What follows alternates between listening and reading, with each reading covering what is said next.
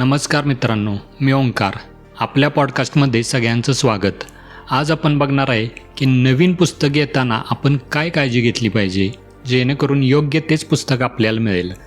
तसं बघायला गेलं तर आजच्या काळात पुस्तकांचे दोन प्रकार पडतात. एक तर ऑनलाईन म्हणजे ई बुक त्यांना आपण म्हणतो, जे आपण मोबाईलवर वाचू शकतो किंवा ॲमेझॉन किंडलसारख्या डिव्हायसेसवर वाचू शकतो ते. आणि दुसरं म्हणजे फिजिकल बुक, जे आपण प्रत्यक्ष हातात घेऊन वाचतो ते. तर आज आपण बघणार आहे की हे प्रत्यक्ष म्हणजे फिजिकल बुक घेताना आपण काय काळजी घेतली पाहिजे जेणेकरून योग्य तेच पुस्तक आपल्याला मिळेल. चला तर मग सुरू करूया. पहिला मुद्दा आहे की पुस्तक नेमके घ्यावे कुठून, ऑफलाईन म्हणजे दुकानात जाऊन की ऑनलाईन.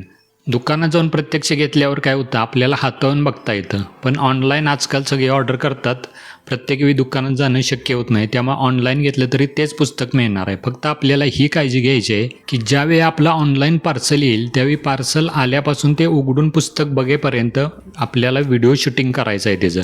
म्हणजे समजा काहीतरी प्रॉब्लेम असला तर आपल्याला रिप्लेस करायला त्याचा पुरावा म्हणून उपयोग होतो. मुद्दा नंबर 2 आहे की हार्ड कवर घ्यावे की सॉफ्ट कवर घ्यावे.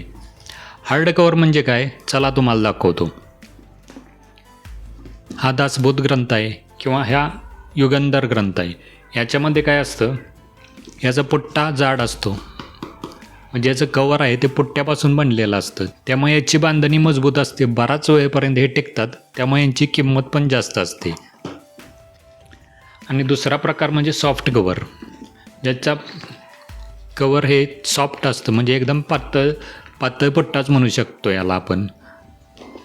यांची लाईफ जरा कमी असते पण हे स्वस्त मिळतात त्यामुळे आपल्याला. तेव्हा आपल्याला बघून घ्यायचे कोणत्या प्रकारचं पुस्तक पाहिजे ते. शक्यतो आता सॉफ्ट कवरच जास्त चालतात. यामध्ये एक टिप अशी आहे की जर तुम्ही पारायणासाठी ग्रंथ घेणार असाल तर तो मात्र हार्ड कवरमध्येच पाहिजे, त्याला सॉफ्ट कवर चालणार नाही. कारण तो आपण वर्षानुवर्ष वापरणार असतो, त्यामुळे तो मजबूतच असला पाहिजे.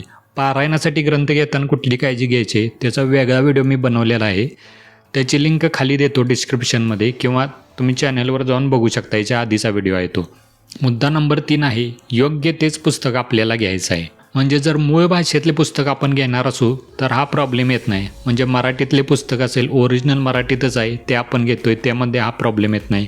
किंवा ओरिजिनल हिंदीत असेल, ओरिजिनल इंग्लिशमध्ये असेल, तीच कॉपी आपण मागवली असेल तर त्यामध्ये प्रॉब्लेम येत नाही. तर प्रॉब्लेम येतो कुठं, जर आपण ट्रान्सलेटेड व्हर्जन मागवणं म्हणजे अनुवादित पुस्तके मागवली तर प्रॉब्लेम येतो. म्हणजे काय होतं, बऱ्याच वेळी हिंदी आणि मराठीतले पुस्तकांचं कवर पेज सारखंच दिसतं. उदाहरणार्थ हे बघा, हे संपूर्ण योगविद्या पुस्तक आहे, ज्याचं हिंदी पेज पण जवळपास असंच आहे आणि मराठीत पण असंच आहे. त्यामुळे मागवताना आपण काळजीपूर्वक बघायचं आहे की ट्रान्सलेटेड कुठल्या भाषेत आहे, मराठीत की हिंदीत. यामध्ये बघा मराठीत आहे, इथं बारीक अक्षरात मराठी एडिशन असं लिहिलेलं आहे खाली.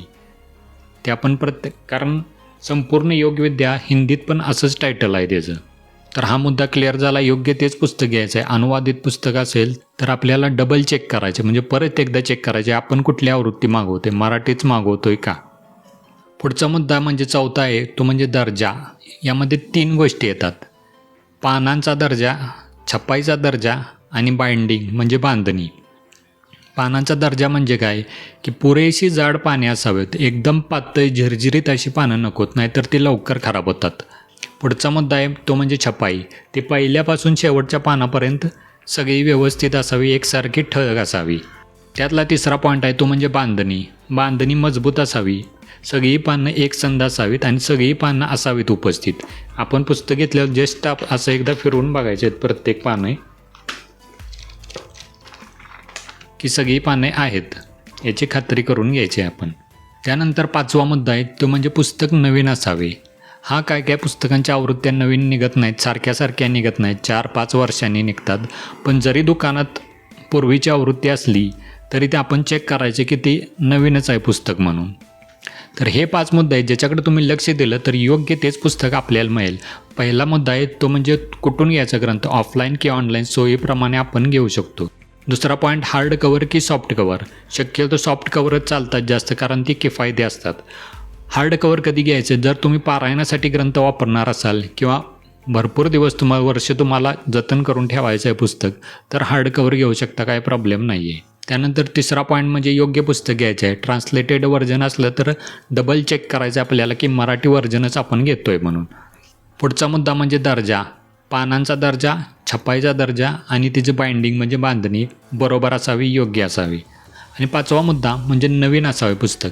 जरी त्याची आवृत्ती जुनी असली तरी पुस्तक मात्र नवीन असावे. तर हेच 5 मुद्दे आहेत पुस्तक विकत घेताना आपण बघितले पाहिजेत. जर तुमच्याकडे अजून एखादा मुद्दा असेल की पुस्तक घेताना हे आपण बघितलं पाहिजे तर ते कमेंटमध्ये लिहा, म्हणजे माझ्यासहित सगळ्यांना कळेल. तर आजच्या व्हिडिओमध्ये एवढंच. व्हिडिओ आवडला असेल तर लाईक करा. पुढच्या व्हिडिओमध्ये भेटूया.